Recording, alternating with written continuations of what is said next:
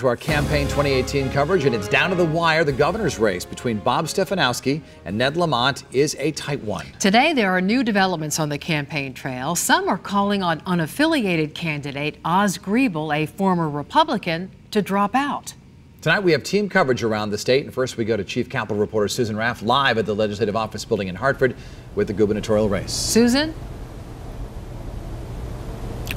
Dennis and Denise, Ned Lamont and Bob Stefanowski have each spent millions of dollars of their own money to get elected, and the polls pretty much show that they're in a dead heat, which is probably the biggest reason why some say that Oz Griebel, the unaffiliated candidate, doesn't have a shot and should get out. Bob Stefanowski spent his career rebuilding failing businesses. All of those campaign ads we've been seeing will soon come to an end. Many Connecticut voters say they want to change, but who will they pick to lead the state? I'm going to wait and see. Democrat Ned Lamont and Republican Bob Stefanowski have faced off in several debates. The final one was Monday at WPLR, the day before the election. Lamont has been down this road before. In 2006, he ran for U.S. Senate and 4 years later for governor. This time, the stakes are a bit higher. The state has lost jobs and faces billions in deficits.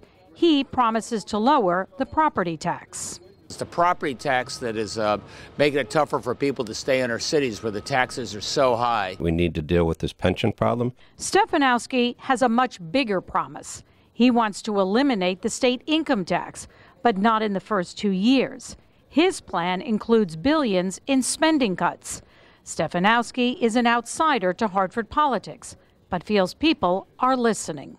The message has been consistent for a year now. Lower taxes, less regulation, get the economy moving. Oz Griebel, the unaffiliated candidate and Hartford businessman, also has a message to fix the economy, and it has resonated with some voters. However, women's rights and anti-violence groups are worried about Stefanowski, who has aligned himself with President Trump. They're urging Oz to get out and endorse Ned Lamont. This is a moment in our country when we're really seeing strong, continued, well-funded attacks on reproductive freedom. But Griebel has no intention of dropping out. He says many voters are frustrated with the two-party system, and despite low numbers in the polls, he feels he can still win. Nationally a movement. I believe you'll see something very different in 2020. I think people are tired of the lack of civility, the lack of respect for people, the lack of candor on the issues.